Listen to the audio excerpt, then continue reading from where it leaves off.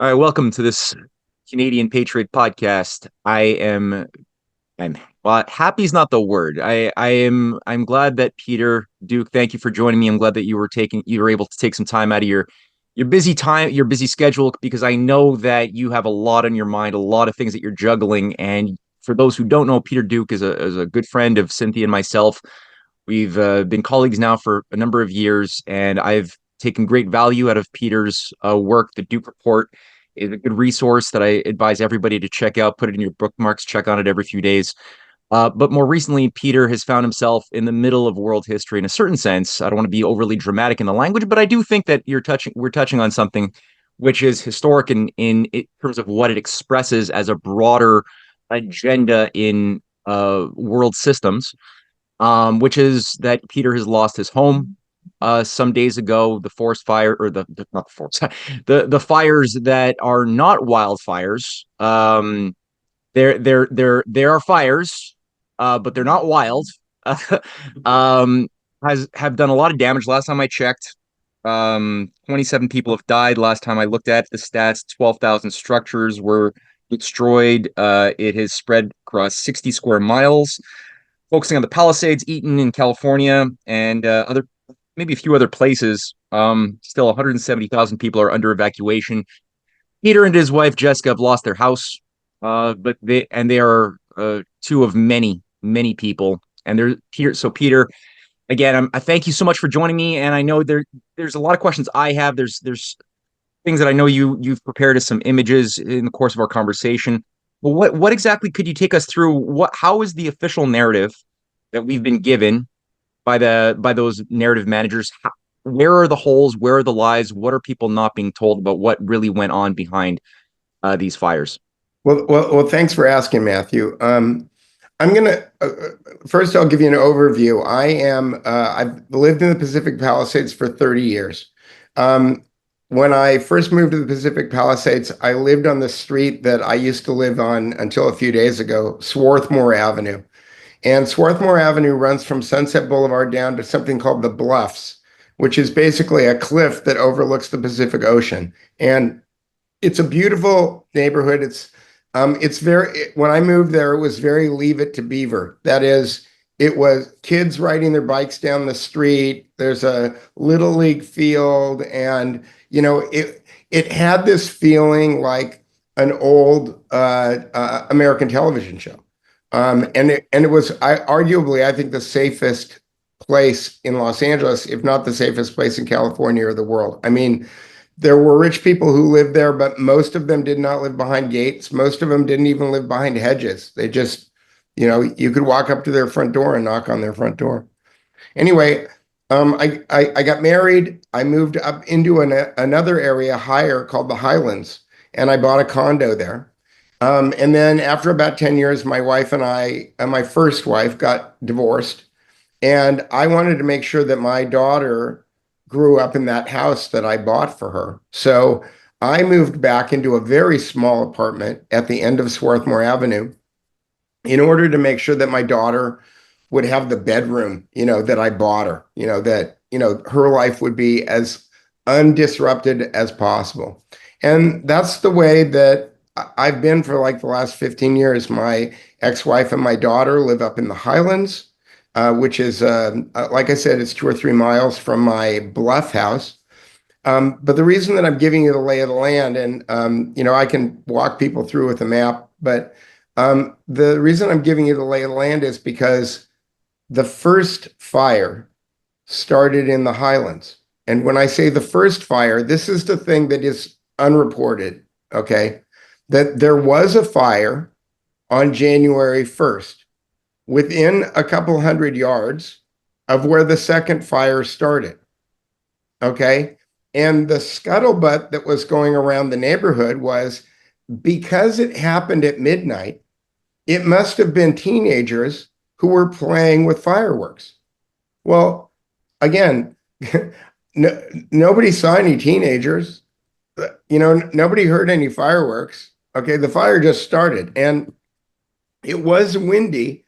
And it was reported on the news and in text messages that we got from emergency management people that there were extremely high winds and that they were going to be unable to put it out. There was another fire a couple of days earlier in Malibu, and I think I have video of all of this stuff. I just haven't had a chance to organize it all.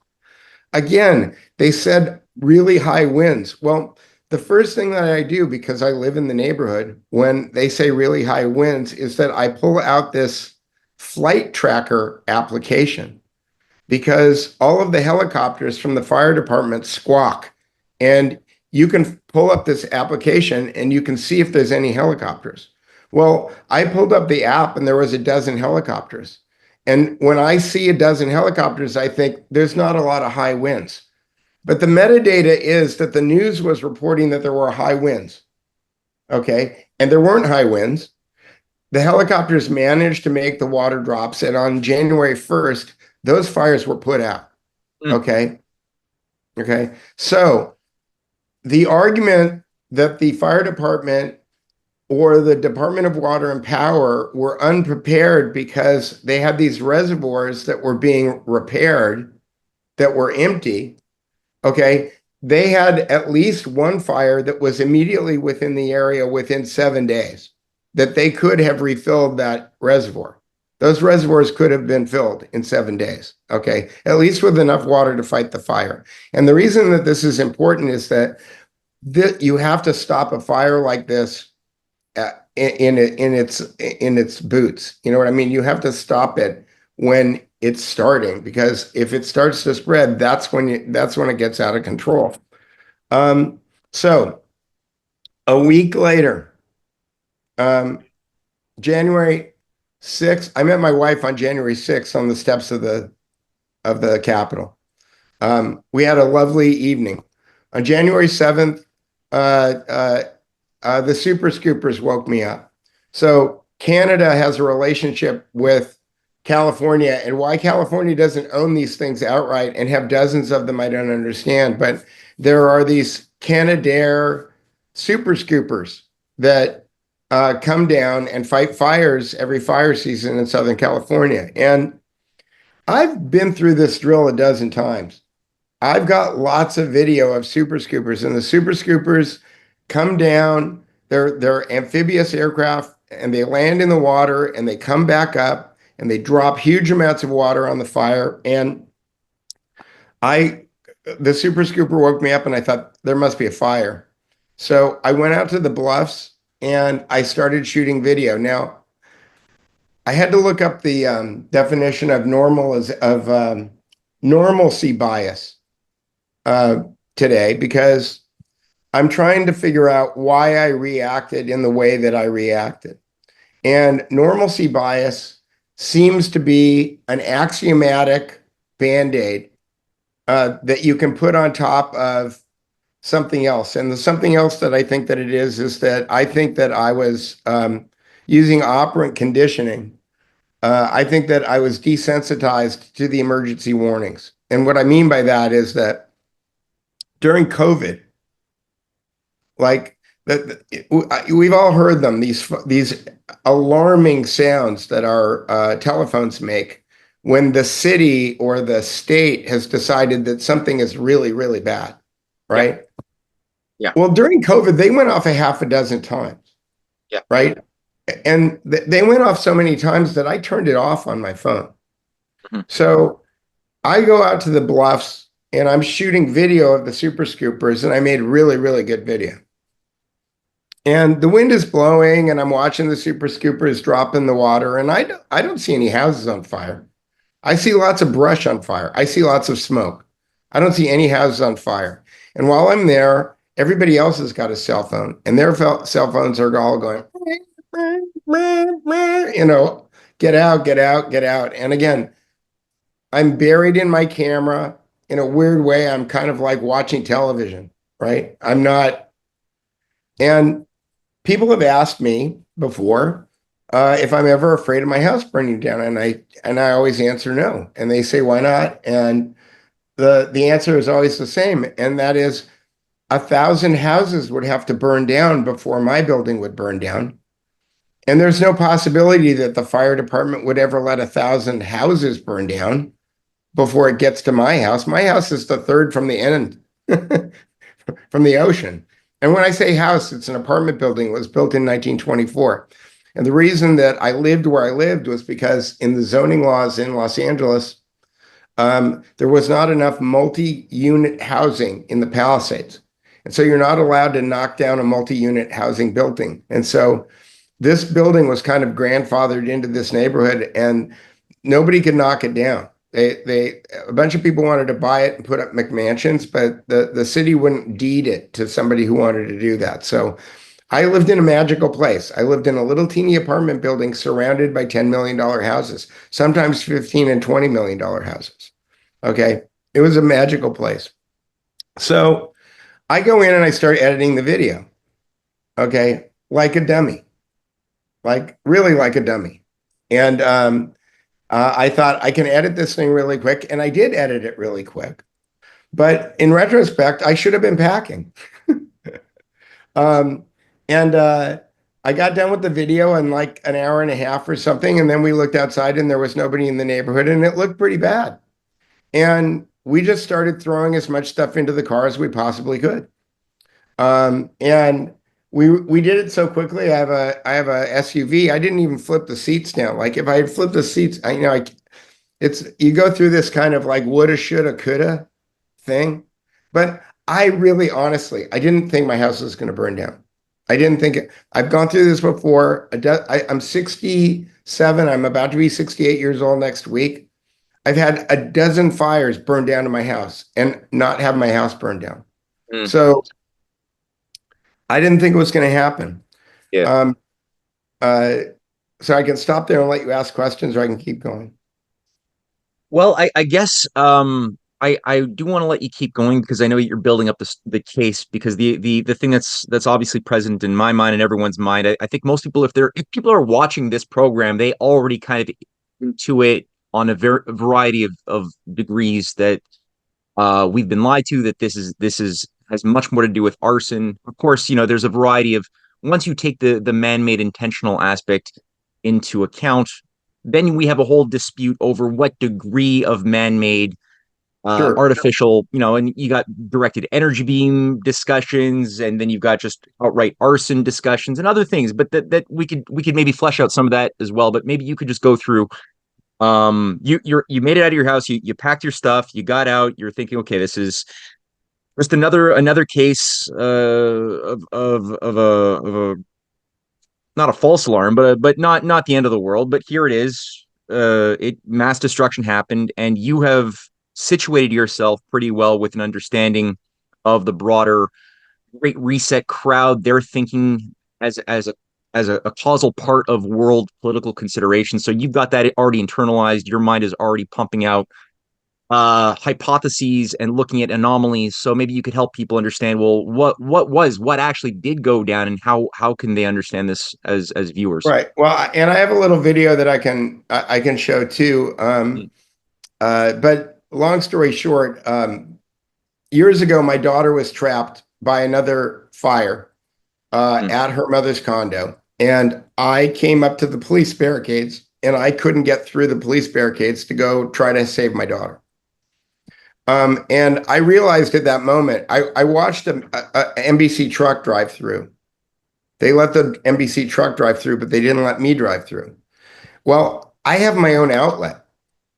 So I know that in the state of California, they have these plates that are called press photographer plates. And so I made myself a press pass for Duke Media, and I got press plates on my truck in case I ever needed to get through a police barricade again. Okay. I highly recommend them. Okay. Because they work. And so my wife and I spent the night in Beverly Hills at a hotel that was graciously provided by George Webb.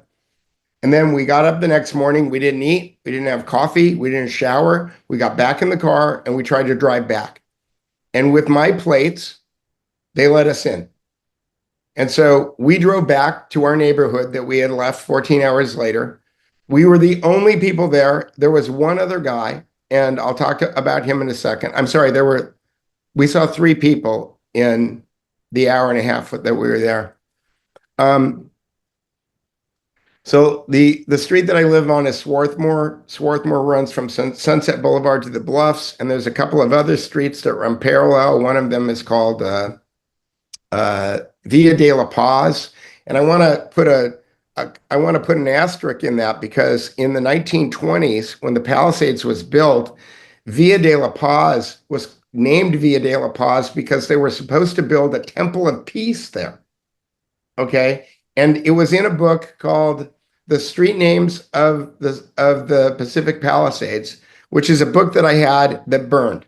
Okay, all my Matt Ehret books, all my Cynthia Chung books, all of my No, no. yeah, they're I all was gone. sad, but now I'm really sad. But I can get another Matt Ehret book. The Street Names of Pacific Palisades has a bunch of information on this Temple of Peace again. And there's a bunch of weird things that go on in the Pacific Palisades. The street that Steven Spielberg and J.J. Abrams live on, many of the houses burned. Their houses didn't burn because they have private police departments. They live on Amalfi. The street that runs parallel to Amalfi is Capri. Okay.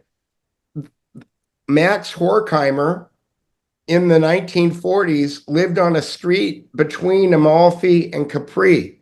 Okay. So there's a canyon called Evans Road right below Amalfi where Arnold Schwarzenegger used to live, where I think, what's her name? Stevie Nicks lives. There's a bunker in the at the if you the at the end of the road where Steven Spielberg and Tom Hanks lives, there's a hiking trail and you can go up there. And in 1941, a guy who worked for Douglas Aircraft built a bunker for Adolf Hitler in the Pacific Palisades. Okay, you can Google this: Pacific Palisades Hitler bunker. Okay, I've hiked the I've hiked to the bunker. So there's a lot of weird stuff, Matt, that goes on in the Palisades. Theodore Adorno lived on Kenter, which is it's technically Brentwood, but it's it's a 2-minute drive from where Horkheimer lived. And I think that for a while, I don't have the address, but I think that Edward Marcuse lived in Santa Monica Canyon. So this is really the center of the critical thinking, I'm sorry, the critical theory kind of school, the Frankfurt School in the West Coast. It's all right there, okay, in this fire area. So, and for those who don't know, I mean, just the Amalfi is a city-state that was at sometimes rival, sometimes cooperator with Venice in the wake of the collapsed Roman Empire, and many of the leading patrician families and their associated mystery cults that dominated Rome moved a lot of their assets and central command structures to both Venice and Amalfi. And for several centuries, the Isle of Capri, which was sort of a mystery cult center of the cult of Mithra, Cybele Attis, were sort of centralized there. Tiberius had his villa there. It still seems to be an occult center even now, and that was part of Amalfi. It was part of the jurisdiction run by the Benedictines. So the fact that you'd have sort of homages, parallel homages on the west coast of the United States shouldn't be overlooked, especially in such a powerful cultural influence center as we have with those players, those princes of Hollywood, and our education system reformers, as you pointed out at the Frankfurt School, which play such a big role in shaping the top-down structures of values and thinking of our society, in the same way that the mystery cults and the high priests of the mystery cults exerted that cultural influence for centuries and millennia. That's probably not a coincidence. So I'm glad that you drew that parallel out a little bit there, people to have in the back of their mind. yeah, again, and I'm glad that I'm talking to somebody that I can explain it to in shorthand, and I don't have to go into a big long explanation, because if it didn't give you shivers, there's actually a little neighborhood that burned down that was called Amalfi. Okay, it's not on Amalfi Drive, but it's called the Amalfi Coast. And the reason that it was called the Amalfi Coast is because it was built, I think, at the same time as a neighborhood that everybody in the world knows called Venice Beach, California, that was originally supposed to be some kind of a copy of Venice. And then a lot of people don't know that there's a neighborhood in Long Beach that's called Naples, that also has basically sailboat access to houses. And the reason that sailboat or dock access to houses is important is that if you're trying to move things from the ocean, okay, onto the land, having a dock that isn't a public dock where you can bring things in, you can bring people in, you can bring contraband in, it's nice, right? It's a nice thing to do. So Venice kind of got messed up by the Depression, but Naples made it, and Naples is pristine. Also, at the bottom of Santa Monica Canyon, and I've taken people on tours of this, there's a restaurant. Uh, you know what? I'll talk about that later. We'll talk about Yeah, OJ okay. Simpson. We'll talk about OJ Simpson later. I'll have to stop myself. Anyway, Oh no, I we hear you. Yeah, okay. So back to the thrust of the interview right. on your story and the broader case of arson. So yeah. Right. So anyway, so I get into my truck. We go through all of the police barricades. We get back to our neighborhood. It's flattened. It's Hiroshima. Okay. Of the 400 houses in my particular chunk of the Pacific Palisades, and I can show you a picture of it, I think there's four left standing. Okay. Both supermarkets are gone. Every restaurant is gone. Every commercial piece of real estate, with few exceptions, is gone. Okay. There was a store, the women in the Pacific, and here's another misnomer. There's many people who live in the Pacific Palisades who are not uber wealthy. What they did is that their parents were school teachers. And a lot of people bought houses in the Pacific Palisades because it was a long drive. They were buying things in Westwood and Santa Monica, and the Palisades was kind of like out there and it was a schlep. So if you were a school teacher in the 1950s and the 1960s, you bought a little house, a little grandma house in the Pacific Palisades. And many of my neighbors were people who just inherited something from their parents. They weren't, and they were wealthy because the real estate value of their house had gone up. It wasn't because they were an attorney at 20th Century Fox or anything. Anyway, I drive down the street. I have a video of it that I can show, and the house is flattened.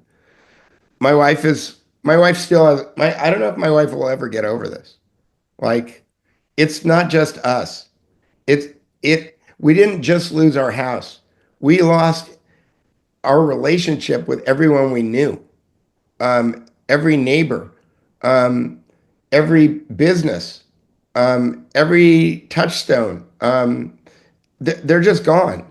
I mean, it might as well have been a nuclear weapon. And I published my photographs, and several people have reached out to me because they're desperate because I have my press plates. I don't even think that they work again, but they're desperate to get me to get in there, drive them in there because they want me to drive. They want to dig through the rubble. And I can tell you, and let me see if I can share this. Let me share a keynote. Uh, and I don't know if I'll be able to see you while I'm doing this, so you're going to have to be my eyes. Hmm, So um, now I have to go into Keynote. Now, can I get to my button where I hit play? there it All is. right. All right. So this is my friend Gino. This is his mom's house. This house faced the ocean. It was one of the most charming little houses. His mom passed away a few years ago, and Gino turned this house into an Airbnb. He moved in with his girlfriend around the corner, and he turned this into an Airbnb. And this is just kind of a typical of the what I call grandma houses. Okay, Yeah. um, this is what the house looked the next day after the Wow. fire. Jeez. Okay, so this is Devastating. before, Jeez. this is after. Okay, and you don't even see much rubble, right? No. No. And people are talking about how the trees didn't burn. Okay, these trees are burnt. Okay. They're filled with water, and I think what happens when the fire comes, it probably wicks the water out of their roots into the trees so they don't burn so well. But anybody who's ever tried to start a fire with green wood knows that, it's hard to start a fire with green wood. But Yeah. this is this is Gino's house. Um, and let me see if I can get this video to play by clicking on it. Here we go. And this is our return. Devastating. Yeah. Yeah, there's a couple little houses there that made it, eh? Yeah. But So this Jesus. is our street. Wow. Nothing. Yeah, once you get past those two houses at the very beginning, there's nothing There's standing. one here on the corner that made it, that was built in 1941, I think. And I don't get it. Okay, so while I was shooting pictures of the devastation, my wife was shooting this video. A guy came up to me and said, "Did you live here?" And I said, "Yes." Also, this was really dangerous. I don't know if you see, but there's burned telephone poles Yeah, that's really, really and dangerous. electric wires that we're driving in and around. Yeah. There's Bill's house and there's Bill's car. I wonder if Bill got out. We pray he did. And here's 641, where I used to live. Jeez. So up on the corner that we're coming up towards, there was a famous photographer in the 1970s, 80s, and 90s named Mike Reinhardt. And so directly across the street from the stop sign here, that little archway, that was Mm, the house that Mike Reinhardt built, which is mm, gone. mm. And then there's one house there on the left. It has a tile roof. It had a tile roof. Um, And how did but the tile roof, are you associating that with what might have given it some protection of some a, sort? Or like what? a tile roof is the best protection against a fire. Because there's no like tar paper underneath the roof or something, or it just Um, burn as easy, there, or there may be, and maybe that's why that's the only tile roof that made it. But mm, this is my street, and so we're like one block from the bluffs here, and on the right past the stop sign is my building. Now there's a yellow Mustang that belonged to this friend Evan that he left parked there, and for whatever reason it didn't burn. yeah, because you see some of these cars and they're like melted, and that one's pretty unscathed. All right. Yeah. Yeah, it's so apocalyptic, eh? It's like something out of a dystopic film. Wow. So, and there's more. If you go onto my Twitter, onto my pinned tweet, or onto my Substack, you can see the rest. Oh, but let me continue with the slide deck. Okay. All right. So this brings us to the metadata. Okay. And at this point, my suppositions about Nicholas Berggruen and the World Economic Forum and Nathan, what's his last name? Galders, it'll come to me, his partner in crime, starts here. So this is something that the Berggruen Institute published 10 years ago called A Blueprint to Renew California. And one of the things about, and hat tip to Allison McDowell. Allison McDowell has done a ton of work on Berggruen. And so much work that she's gone down every rabbit hole that you can get completely lost in it. So there's that. But this blueprint to renew California came out about 10 years ago. And I was talking to George Webb about it on my show yesterday because there's a interview that Nicholas Berggruen did when he was promoting a book. So they published this paper. They published a book called Reinventing Democracy. I think it's called Reinventing Democracy. And there is a 1 hour presentation at the Oxford Union done 10 years ago by Nicholas Berggruen, where he talks about how the government in California doesn't work. And if I didn't follow your work, Matthew, and if I didn't study neurolinguistic programming and NLP and linguistics for the last 4 years, I wouldn't have been able to pick up on it so quickly. But he presents a case where California's government is completely dysfunctional because in order to change anything in the Constitution, you need 2/3 of the legislature to vote on it. And then he goes on to say that it's been changed 500 times. So he says that it's a terrible thing because you can't make change. But then he says that it's been changed 500 times. It's so Um, volatile. Yeah, right. Because he's basically saying it's so volatile and thus not a competent way of having a society because it's changed so many times. But at the same time, it's not viable because it can't be changed because it's so rigid. And so, like, which one are you going to pick, right? it's I mean, I don't know if it's a tautology or a self-licking ice cream cone or an unlicking ice cream cone or whatever it is. But so he put this together with Eli Broad, who's an oligarch, Mm, Willie Brown, famously associated with Kamala Harris, Gray Davis, who was the governor who got um, kicked out. I think that was all hair pulling to put in the similar way, but like Kamala. It's funny because Kamala Harris was around back then too with Kamala Harris and Trump, but I digress. Um, who else? Condoleezza Rice, Eric Schmidt, Terry Semel, who was I think it was the president of a big movie studio. I don't remember which one. And then he became the president of Yahoo. And mm. then George Schultz, we Oh, all know him. Okay. And yeah. basically, this blueprint to renew California is all about changing the way that California is governed in a very unconstitutional way, or a new constitution. Let's just say a new constitutional way. And they have the new constitution already written. It's very convenient, you know. So it's Hegel, right? So here's the synthesis that they're presenting 10 years ago. So I've been looking for whatever the synthesis, whatever the thesis is going to be. All right, I'm going to jump to the map here. If you in the lower right hand corner, this is a map of from, and I have links to all of this on my Twitter. This is in the 1970s, the Vietnam War was a big, there were a lot of people who were organized against the Vietnam War in Los Angeles. And as soon as Richard Nixon announced that the war was over, those people very quickly became converted to ecologists, okay, fighting for ecology. And all of the green land, all of the green parts of this map were um, uh, were privately held pieces of land.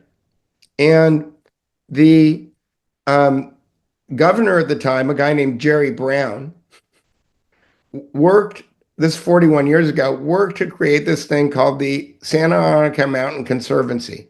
And the idea of the Santa Monica Mountain Conservancy is that they don't want people building houses. So in these mountains. So if you look in the direct center, it says Santa Ynez Canyon Park. And immediately to the left of that, and that's where my ex-wife's condo was, which burned to the ground.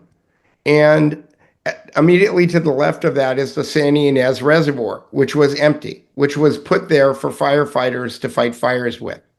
Okay. Um, the thing that you need to understand about this finger of land that goes up here is that Palisades Drive, the blue line that runs through it, was originally supposed to run all the way to the San Fernando Valley on the city master plan. Because on the left, you've got Topanga Canyon Boulevard. Topanga Canyon Boulevard goes all the way to the San Fernando Valley. On the right, you've got Sepulveda Boulevard. That connects Santa Monica to the San Fernando Valley. And so they were going to put a route through the middle because the traffic was so terrible. They were also going to build houses there. Once the Santa Monica Mountain Conservancy was created, they were no longer allowed to build the rest of that road. And so that neighborhood that my ex-wife lived in called the Highlands is kind of a stranded neighborhood it's the hole in the middle of the donut, right? Mm, That is the Santa Monica Mountains Conservancy. mm. My neighborhood is in the lower right corner where it says Pacific Palisades Park. It kind of looks like Italy. It looks like an Italian boot going down there. Right. Yes. That's the neighborhood that got burned 100% or 99% to the ground. Mm, So what you need to understand about this map, two things. One, bracketing the area are the J. Paul Getty Museum on the right and the Getty Villa on the left. Neither one of those things burned. They both have private fire departments. mm. Okay. But the land that goes between those two museums is the land that they want to either they don't want the peasants living on this land anymore. They either want it, like the World Wildlife Fund or something like that. They want to return all this stuff to nature and have a few, probably 20,000 square foot bungalows for a few oligarchs who can afford to live there. But what's important about this map is all those gray areas, the San Ynez Canyon Park, the Temescal Gateway Park, where I'm reading the titles here. The Hilton Open Space, the Sullivan Canyon Park, the Will Rogers Historical Park, the Getty Open Space. These are all the things that burned last week. Okay. These are all the things that were on fire. And the fire started at the top of where it says Santa Ynez Canyon Park.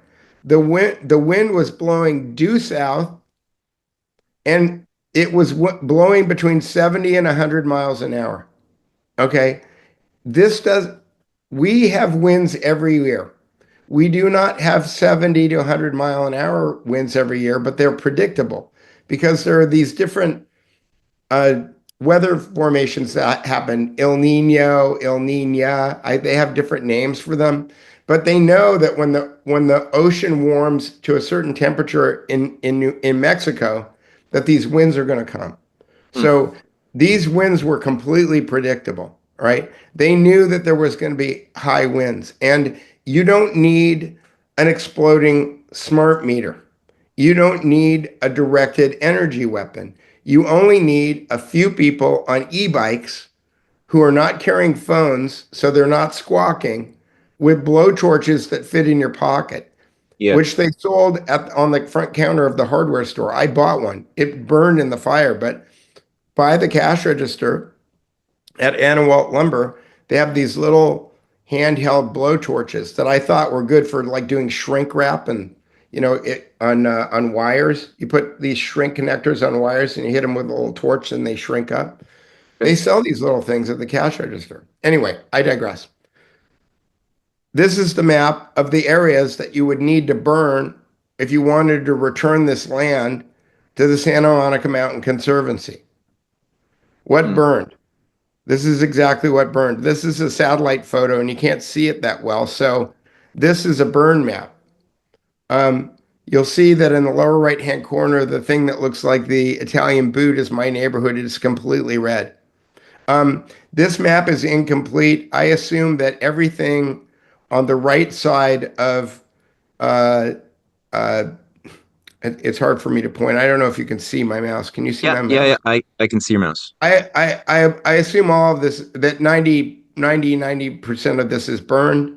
Oh, so Okay. this is like a few days old. This is like Well, already. they haven't updated it yet, and I think that Okay. they say that they update it, but I don't, the reason I think that they're not updating it is because people are panicked to get back in there.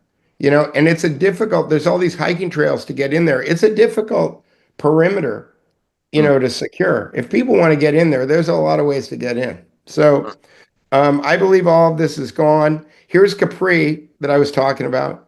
Yeah. These houses right here, this is Amalfi. Okay. Yeah. And you can see Amalfi Drive runs down here. By the way, on this part of Amalfi Drive down here, south of Sunset, is where Aldous Huxley lived. Ah, okay. Okay. So, Please make it stop. okay. So, like, I always wanted to do all the houses have burned down now, but I always wanted to get one of those buses that they have in Hollywood and rent them and do the Hollywood commie tour. Yeah. Yeah, that would definitely there's a market for that, or there would have been a market for that. Right, exactly. So I'll just move my mouse around here. Down Well, here the theosophical one of the theosophical headquarters also burned down, right? In that area. in Pasadena, that was Oh, east that of was Pasadena. here. Okay. This is just the Palisades fire. There were four fires. Right. Right. Okay. So this neighborhood over here where I'm moving my mouse, Yeah. this was called quote unquote the Amalfi Coast. Okay. That's what they called it. And the house, because the houses kind of look like the Amalfi Coast. Okay. All right. Moving on. Here's Nicholas Berggruen, and what is this guy's name? Okay. Let me see. Evan Spiegel is the CEO of Snapchat, and he's there with Nathan Gardels. So I think that my working theory is that Nicholas Berggruen isn't that smart, and the reason that I think that Nicholas Berggruen isn't that smart is because he's got dozens of videos on nicholasberggruen.com where you can go watch his affirmations that read to me. They're about as intelligent as Stuart Smalley on Saturday Night Live. I don't know if you're familiar with Stuart Smalley.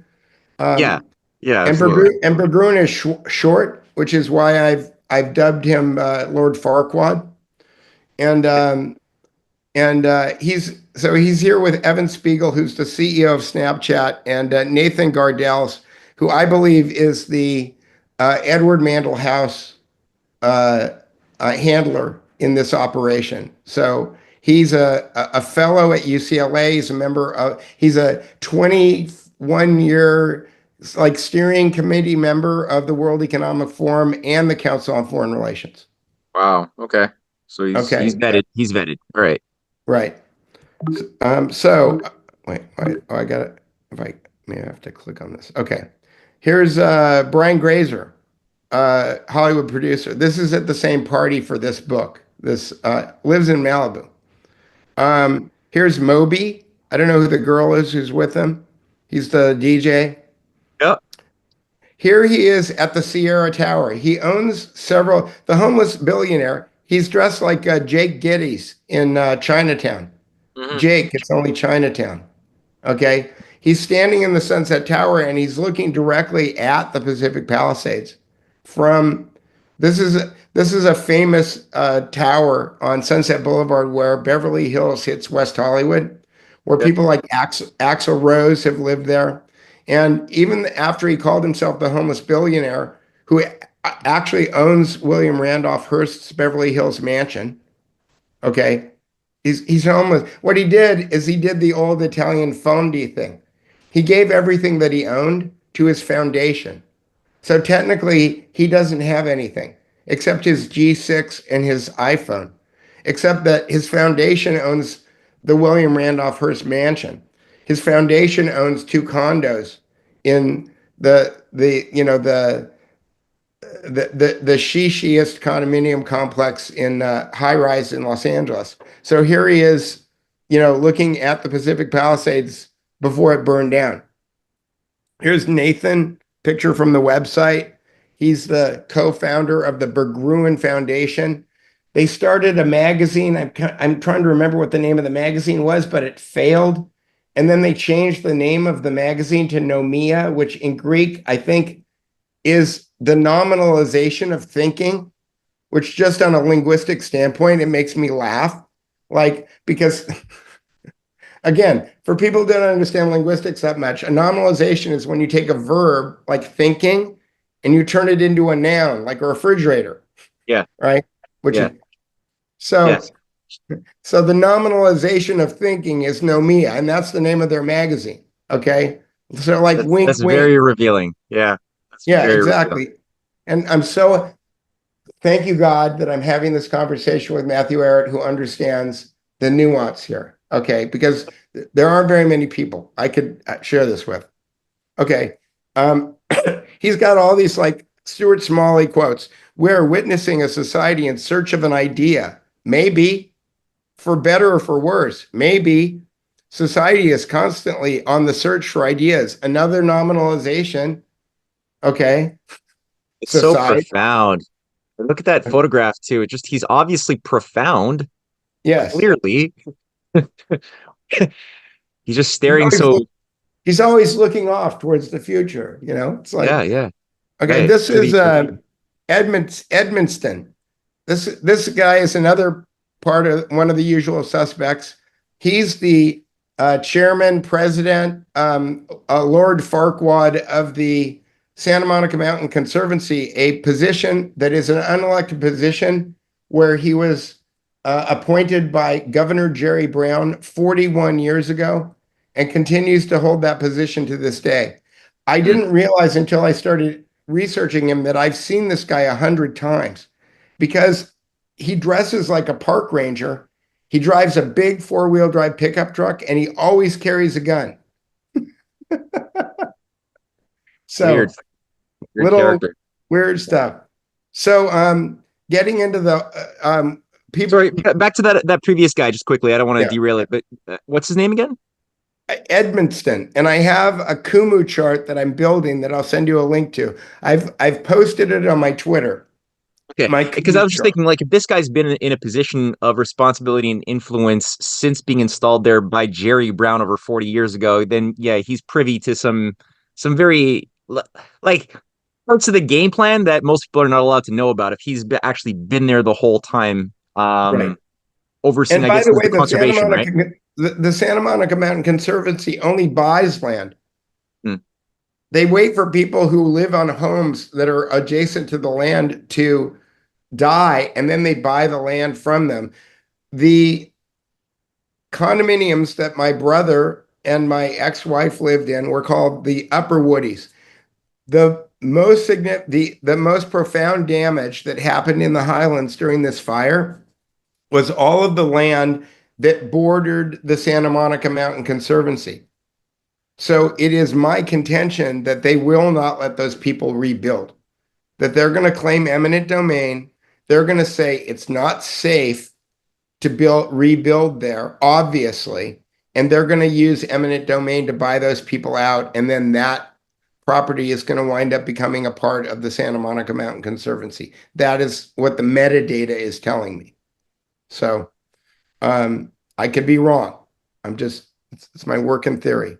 So Berggruen has installed, I mean, once you watch the Oxford Union speech, then you realize he's the money behind all these people. Not that they aren't also oligarchs. Greg Reese, who I don't agree with on a lot of things. Greg Reese is one of these people out there who's selling the directed energy story. Did a really great short 3-minute video on the California mafia. So Gavin Newsom's either his father or his grandfather was J. Paul Getty's attorney. The Getty museums are bookmarking the burn area. Okay. What else is there? He's also Nancy Pelosi's nephew. So there's there's all kinds of stuff. There's 4 families. They basically have been running California for the last 150 years. Okay. So here's Berggruen with Gavin. Here's Berggruen with Jerry. Okay. Hmm. Giving him an award. If you go to the Berggruen Institute website and you click on Studio B, which is their multimedia effort that is run by Gardels' son, Alex Gardels, there's a whole video that they produced with Jerry Brown because they were giving him some kind of award. I just think these awards are just payoffs. I think, it's just money laundering. Here he is with Eric Schmidt. Here he is with Evelyn de Rothschild. Huh. Okay. Huh. Here's Evelyn de Rothschild and his wife, Lynn Forster. Lynn Forster, at the book thing.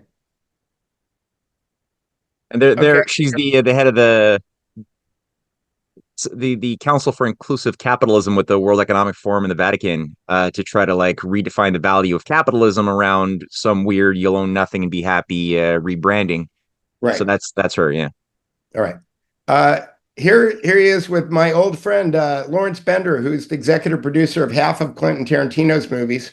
When I met Lawrence, he was planting a tree. He was unemployed. He was working as an assistant to a landscape contractor named Tom Harrison, who was an out-of-work actor, and he was planting a tree in Topanga Canyon. Later on, Lawrence became a member of, he went on to produce Quentin Tarantino's movies, and he is a member of the Council on Foreign Relations, which I believe was part of his reward for producing the Al Gore "It's an Inconvenient Truth" movie. Boy, okay. Okay. He used to With sleep on the the rags to floor. He riches used to stuff, yeah. sleep on the floor of my apartment in Hollywood behind Rock and Roll Ralph's with Quentin Tarantino, Scott Spiegel, and Boaz Yakin, writer, director in Hollywood. I asked Boaz when I met him, I said, what's that name? And he goes, oh, it's some biblical thing. The guy's name is Boaz Yakin. Like, what is that? It's up Anyway, there.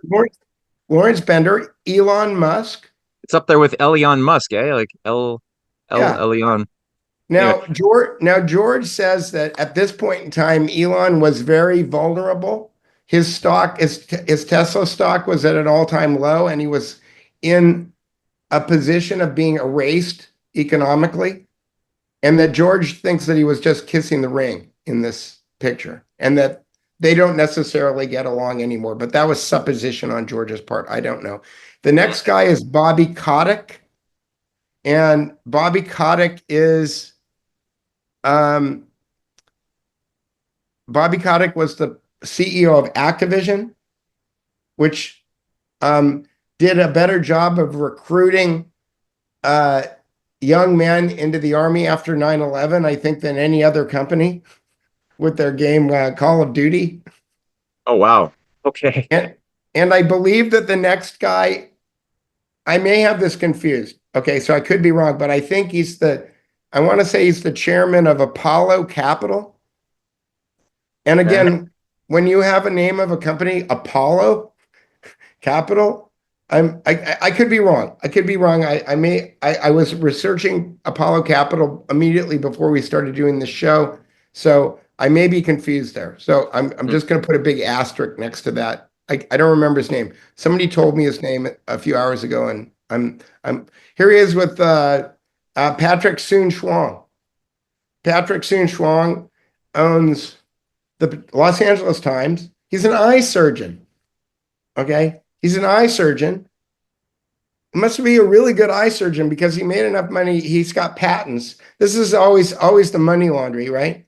You give somebody a bunch of patents, they get a bunch of patent payments, and that's how you turn them into your cutout handler, right?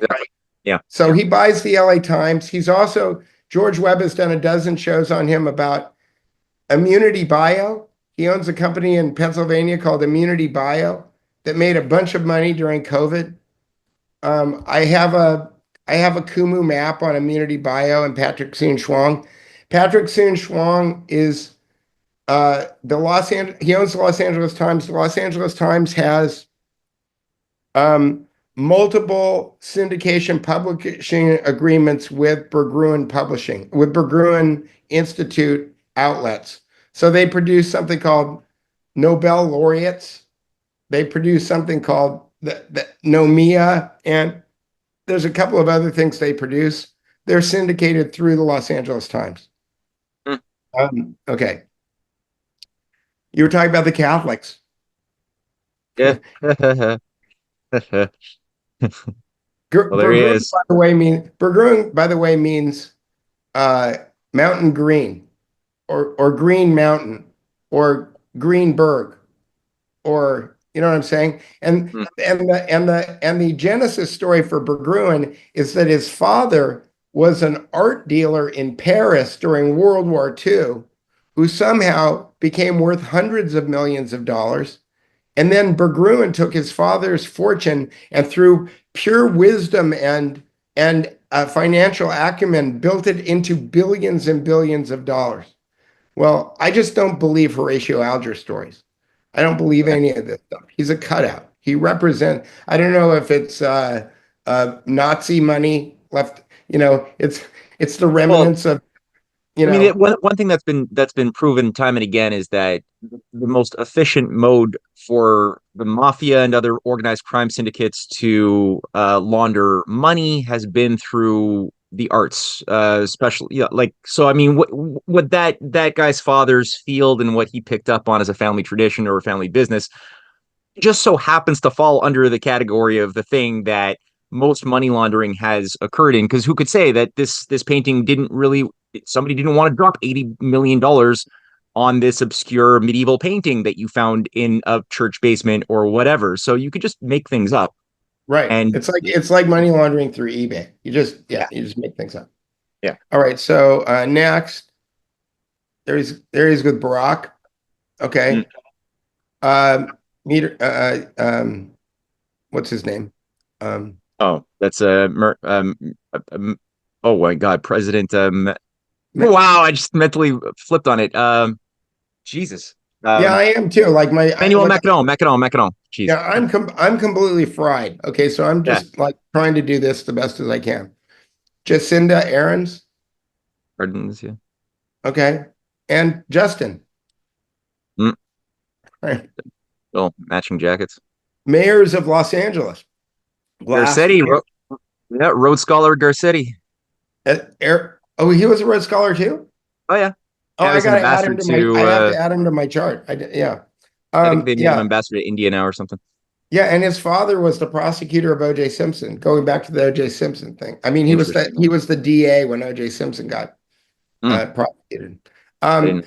and Eric Garcetti is famous for saying that Los Angeles won't have any autonomous gasoline powered cars by 2030. Mm, mm, Um, and here he is with the current mayor, mm, Karen Bass. And there's a hair pulling thing going on in the Palisades right now. So Rick Caruso, who built an entire shopping center in the middle of the Palisades that did not burn down because he has his own fire department, is in this hair pulling contest with Karen Bass right now because he ran against her for mayor. And it's just on a metadata stamp frame. It looks exactly like Donald Trump and Kamala Harris. Like the scapegoats that they put in place, they put in a black woman as mayor and they put in a lesbian woman as a fire chief. Okay. Because they're put in there to take the fall. So when the reaction happens, when the quote unquote mega conservative reaction happens in Los Angeles, they're going to put in another one of their own, which is Rick Caruso, who's just mm, the Republican version of the same thing. He's right. just a Republican oligarch, you Yeah. know. So there's him and Karen Bass. Oh wait, going the wrong way. So somebody sent me this immediately before the show started, and I just wanted to put it out there because I haven't had a chance to look at it yet. But this person sent me an email saying there's precedent here that the San Francisco fire in 1906 uh, uh, didn't happen the way that people said that it happened.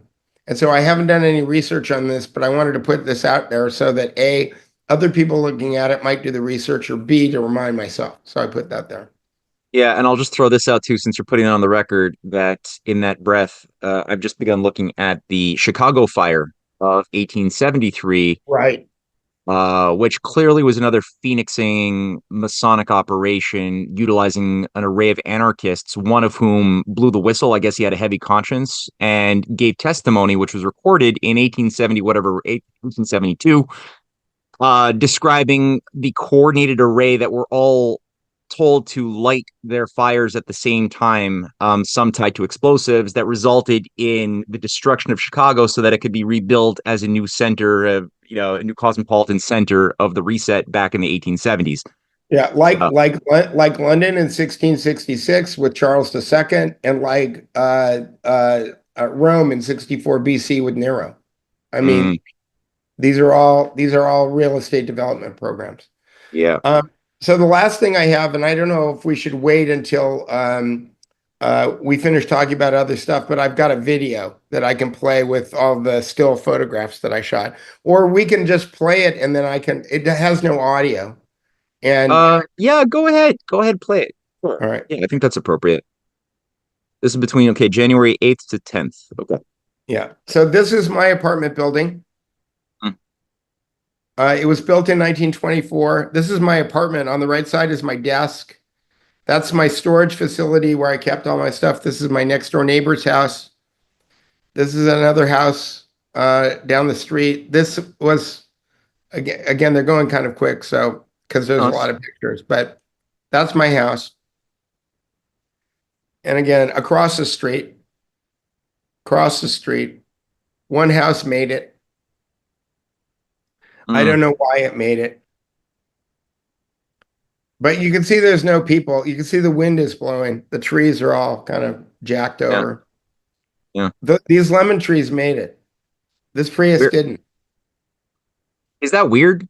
that some of this foliage did Here, make it? I'll stop it. Okay. I don't think that it is, Okay. and I think it's because the lemons are full of water, Yeah. and Okay. the I guess I'm trying to figure out how to manage this. That's fine. Let her rip. Yep. So yeah, so it was kind of I couldn't go any farther because it was dangerous. These firemen didn't were from the local version of the fire department. The engine was being driven by a woman, and she didn't know what street that burning house was on. She was asking me for directions. Oh no. You That's the said that there pool were. house. Go Yeah. on. No, no. I got side questions, but let's keep on going through the images for now. You can ask the side questions. It's just going to be complete devastation. Okay. You were mentioning that some of these affluent figures who didn't have their houses necessarily destroyed had private um police, but or Yeah, is that private fire services that they were also acquiring? they had private fire services as far as I know. Yeah. Okay. And there was one guy who survived in my neighborhood. I don't have a picture of him. I can tell you, I think I was in shock when that car made it. Yeah, weird, eh? Oh, but wait, I want to stop it and go back Yeah. because I never, how do I stop? Mm. Well, there's a pause in the bottom left, and oh, there you go. I'm just grabbing the cursor and trying to take it to where I saw that. Mm. So this house burned down. Wait, go back. So I'm sorry about that. Oh, here we go. Do you see in the upper left-hand corner there? Now, I never saw into this house. I never saw into that gate. And I wish I had noticed this when I took the picture. But there's a weird statue It of looks like, like a pond, like one of these little fountains with the woman yeah, stretching but upward. it's got like a nymph with their arm up like this, looking up. And like, I don't, I've been looking at all this ancient iconography lately, and I don't think the Statue of Liberty is Liberty. I don't think there is a goddess named Liberty. I No. think that I think that the Statue of Liberty is Addis, um, who is a castrated shepherd. Um, anyway, I digress. Anyway, I Well, saw this. I went when I was in I went to France with Cynthia last or a year and a half ago, and we went to a little museum where the I forgot the guy's name, the sculptor who designed the Statue of Liberty, where he lived, and they Right, were doing a little more, and they showed all of the designs of what he was playing with before he settled on the design that was selected. And it right. began with a figure wearing a sphinx, like a sphinx head first, and then it went through a few iterations, and then they moved on to the Addis crown afterwards. So there was always tweaking of the same sort of prototypical gods, but like he was playing with a variety of these pagan gods before they settled on the one that they went with. But yeah, it Right. wasn't really an homage to freedom, no. Well, liberty means freedom within limits, and the limits are enforced by the fascia. That's that. This was my favorite house in the Palisades, and it's Yeah. gone. Actually, the one next door. This was my second favorite. This house was a year old. Oh, It yeah. was this one. The people moved into it 3 weeks ago. Is it weird that I'm just ignorant? I don't know my science of fire, but I mean, when buildings that are made, I'm assuming there's a lot of brickwork. Is it customary to see all of the brick disappear, or were these buildings made of mostly like plaster and wood? They're 2x4s and sheetrock, most of them. Okay, okay, Um, okay, all right. uh, this is Via de la Paz. There's my truck way down at the end. None of that. All the houses are gone. Yeah. These cars, like, plastic melts and runs out of them. It's Mm, weird. mm. Like they're like it's a dead body and this is the blood or something. Yeah. The fire hydrants were there and the caps were off, and I don't know if they used them or not. And Well, I heard that the water had run out at a bunch of locations when the yep. firemen were trying to do their job. Is there is there anything you could say about that? Like, what was the story behind like When why? okay, so after, and again, I've got a video part of this, but after I went to my house, um, I wanted to see if my daughter left some stuff in her room that I thought was important. She's a music producer and she left some of her production equipment in her room. So I wanted to see if I could go get it. And there was also a print, a Robert Indiana Love print that somebody had given me as a wedding present that was my daughter's. that Mm. here's a house that nothing happened. The garage burned down, but the house looks perfect. Oh, even the white picket fence made it. Like it's Yeah. interesting. Anything painted white made it. Weird, right? That's That's weird. weird. Yeah. Huh. Okay. So, and then this is a guy named Bill. He lived in this house. For as long as and this is the house that I lived in when I moved to the Palisades. 641 Swarthmore. Mm. 641 Swarthmore. Mm. In the back was my photo studio. We called it the Doghouse Studio. Mm. This was a gated community, but the houses didn't make it. The gate didn't protect them. This is the village school. It got gutted. That was school you said with your discussion with George Webb was the oldest school in the area, No, or that's across the street. It's off to the left here. It's burning. I think I have some pictures of that too. This was Matthew's Garden Cafe and Sandwich Shop. There was a couple of other shops here. Beach Street Cafe. This is where we used to go get Italian food before another better Italian restaurant moved in the fire in the back there was amazing music where my daughter had her first job. This was Starbucks and a bunch of restaurants. This building was completely Caruso's place is off on the right there, the white one. This building was completely renovated finished its renovation about 6 months ago. Completely redone from top to bottom. There's water running out of some water main. And a singed American flag flying in the background. kind of They poetic. used to sell a T-shirt in the Palisades Chamber of Commerce that said, "If you're rich, you live in Beverly Hills. If you're famous, you live in Malibu, and if you're lucky, you live in the Pacific Palisades." Mm. Not so lucky here. No. This is a restaurant where I ate a couple of nights before the fire called Casa Nostra. They had two restaurants in the Palisades, both burned down. Best Italian food in California.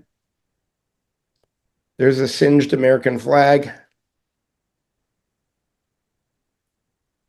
Again, yeah. There's the restaurant where I had dinner. Mm.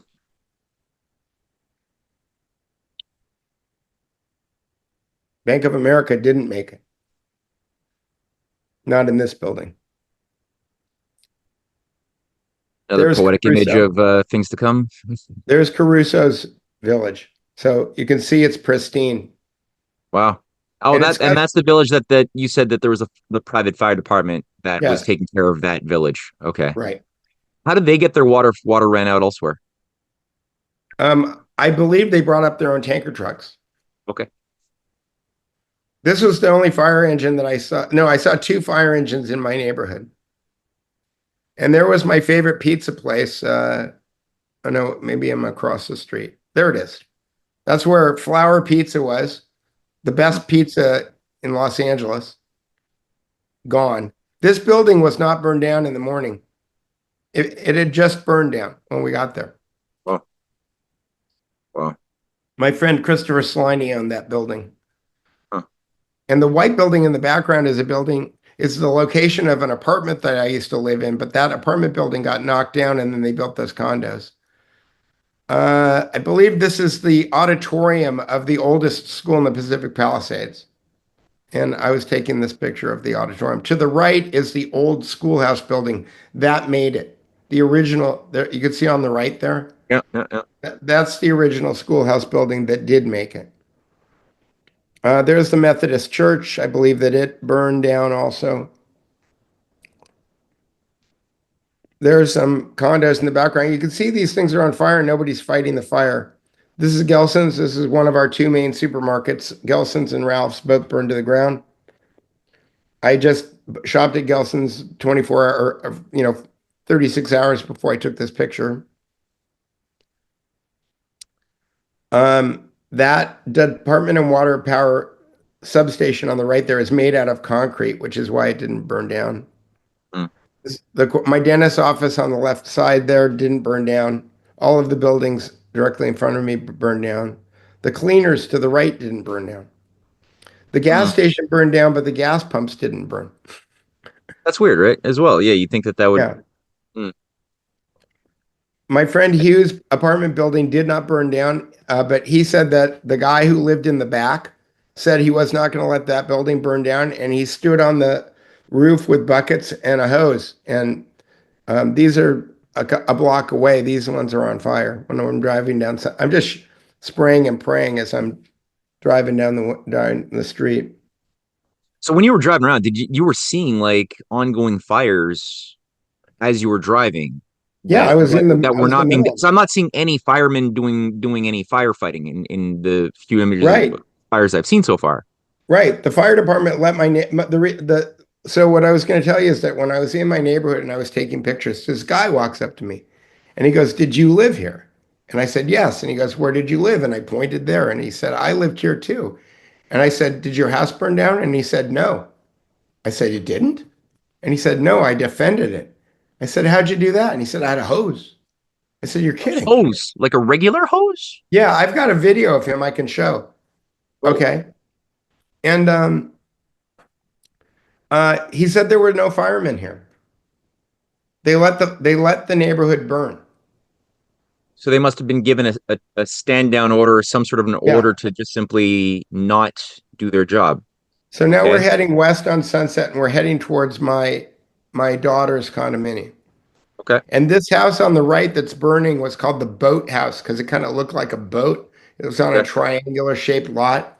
It was built about 20 years ago. It's a fairly new house, very modern, gone. Wow. Yeah. Yeah. Look at it go. And again, I'm just sticking my camera out the window and just shooting pictures as we're going by. Mhm.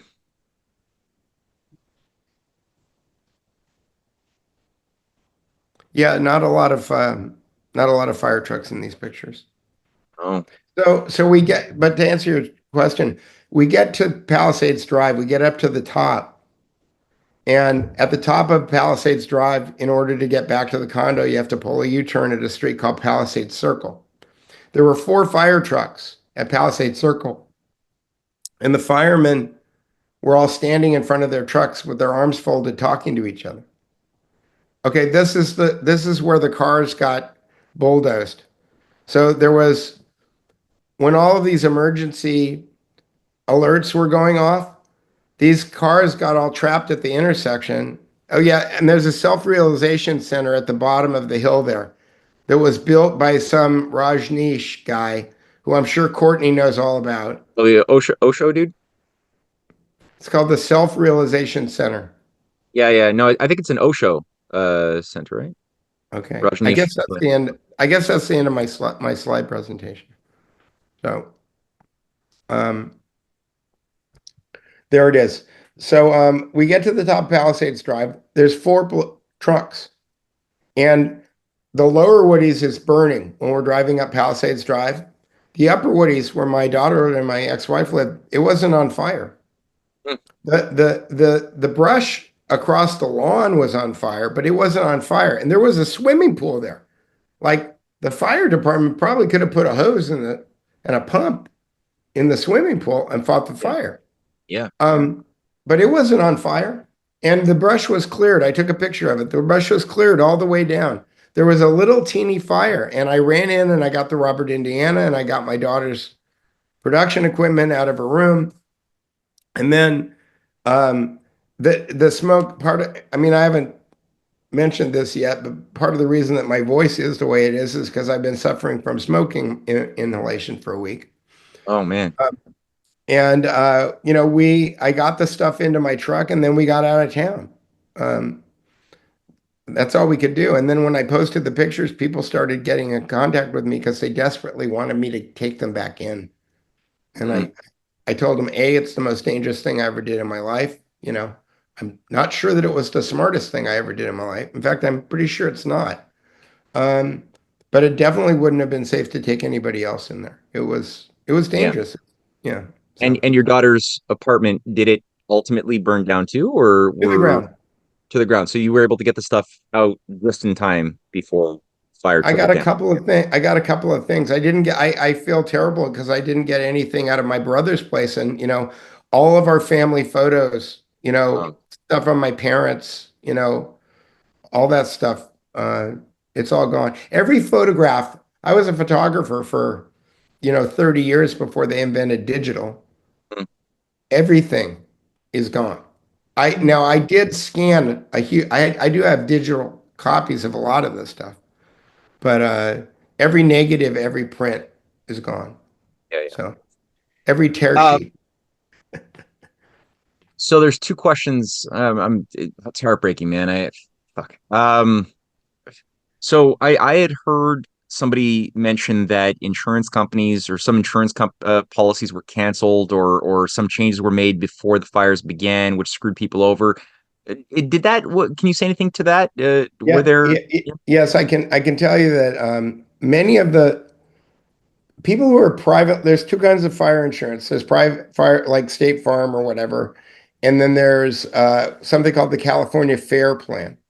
And most people who can't get insurance are on the California Fair Plan, but it's not great insurance. Okay, it's expensive and it doesn't cover a lot. And many people who did have private insurance did get canceled. I know that my daughter's condominium complex were told that their fire insurance was going to be, they weren't going to cover them anymore on March 1st.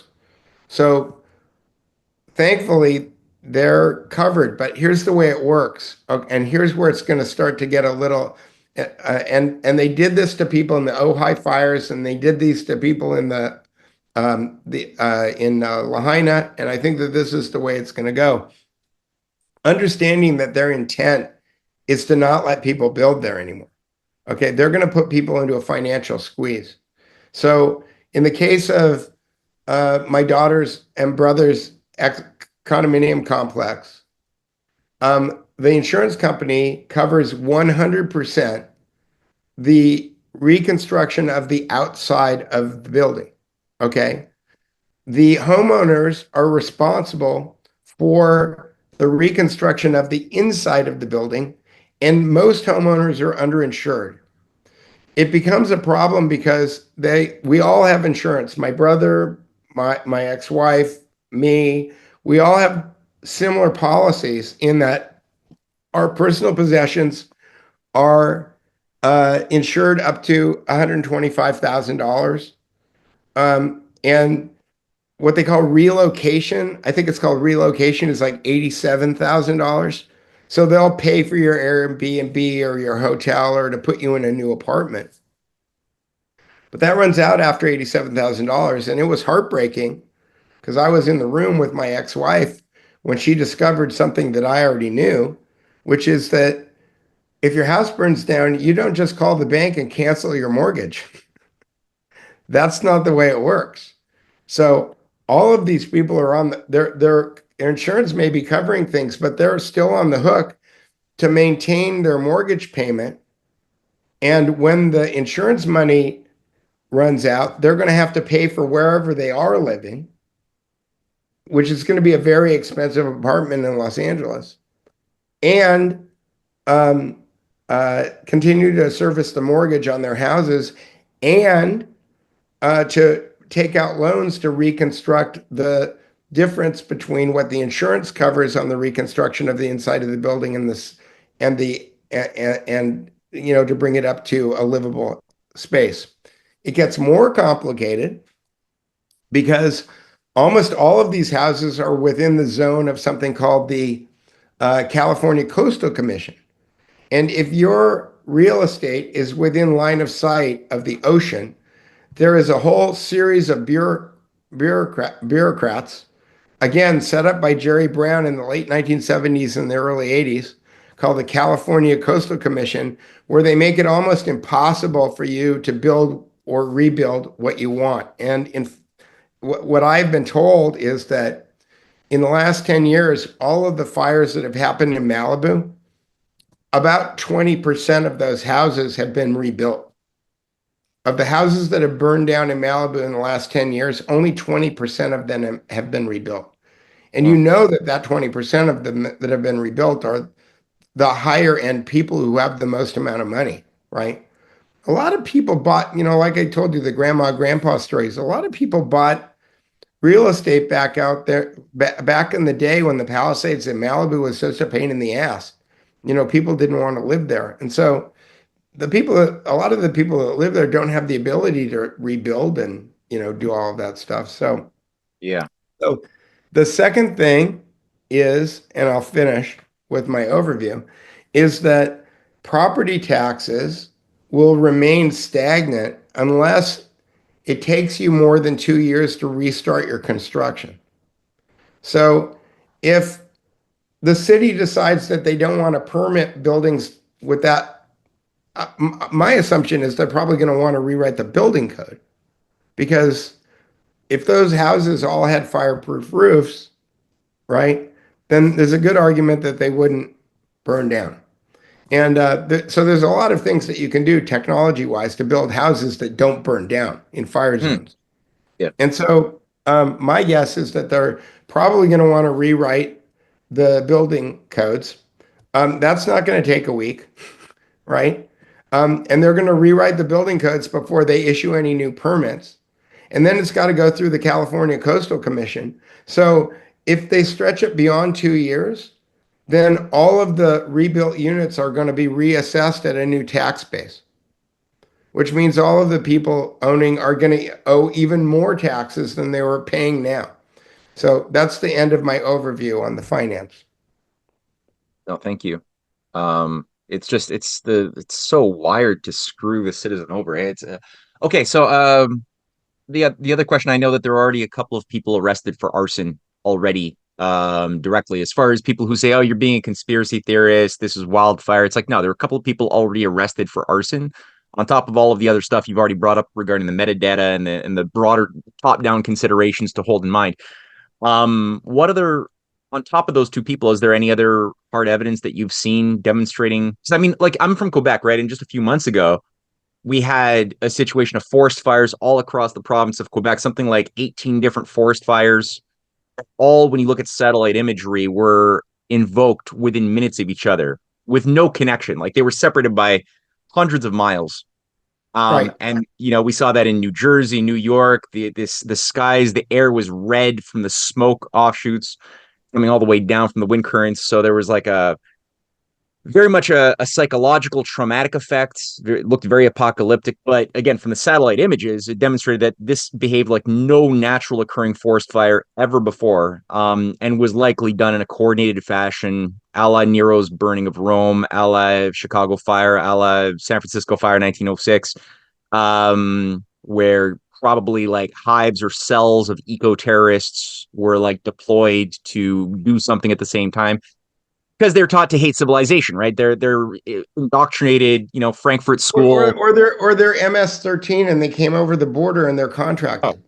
oh, or there's that. There's a variety of choices. Yeah, you got subcontractors, private, yeah, exactly, ne'er do wells who are deployed, whatever the case may be. I mean, if I were Yeah. to guess, I'm looking for a video. There's one video that popped up on the internet, and I covered it on my show the other day. And if I don't find it, maybe I could just send you the video and you can edit it in. But uh, there were, and again, I'm a native, so I see the street signs and I know the names of the streets. There was a video that was floating around that where they claimed that it was took place in the Palisades, but it actually took place in Woodland Hills, which is another place there was a fire, which was over the mountains from Pacific Palisades.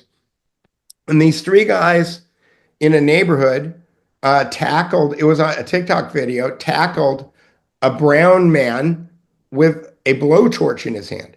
Okay. And what I didn't like about the video, again, we have to be really on the guard right now for counterintelligence stuff that's going on, right?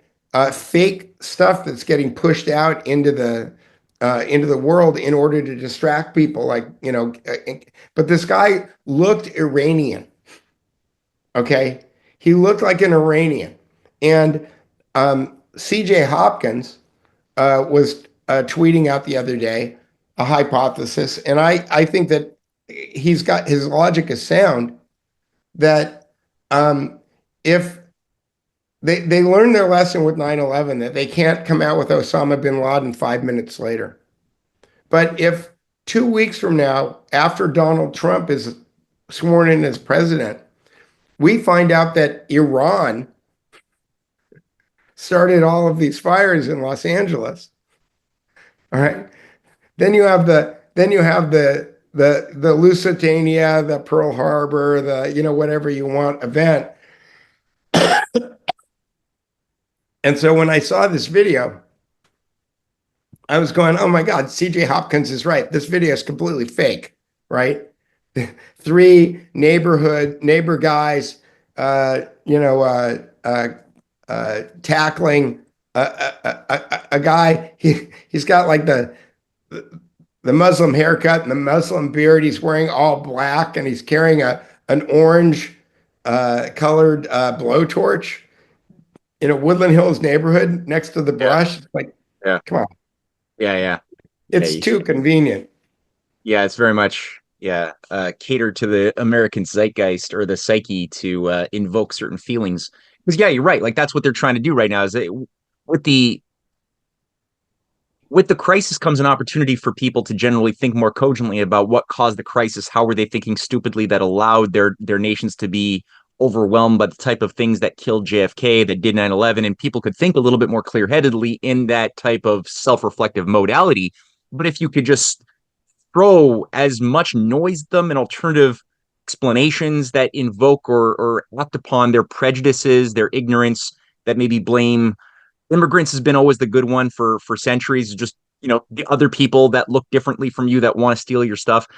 That's a good scapegoat. Iran is like a big one they've been working at right now on the conservatives. Homeless. Oh yeah, the home exactly.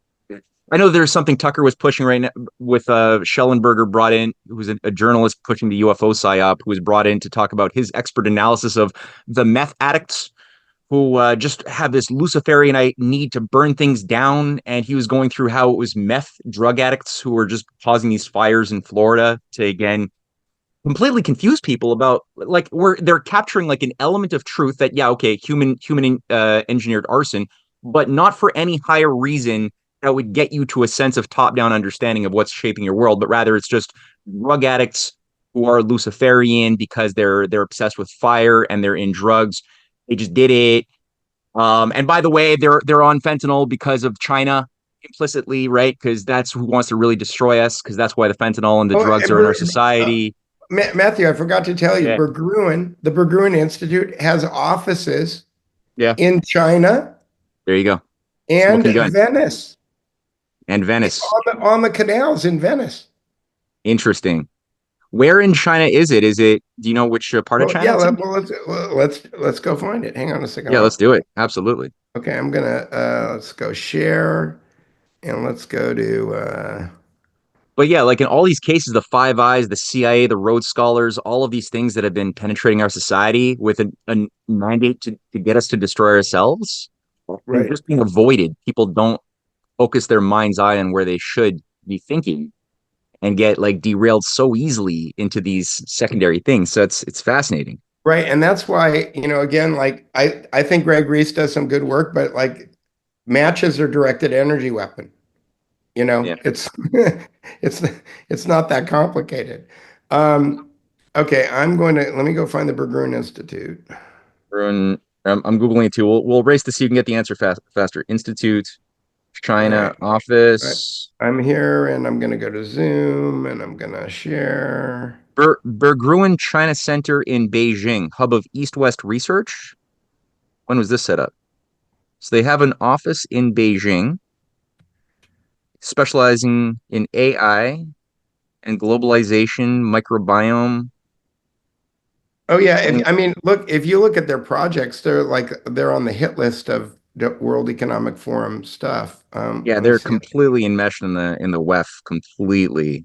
And I heard a quote from him where he said that he started the Berggruen Institute. Oh, he's also got a monastery. He wants to be a philosopher king. The Berggruen Institute that they're building next to the Getty okay, this is what led me to the Santa Monica Mountain Conservancy. He got 440 acres from the Santa Monica Mountain Conservancy. The Santa Monica Mountain Conservancy doesn't give land, it takes it. And Mm. he's building a philosopher king palace next to the Getty. Okay.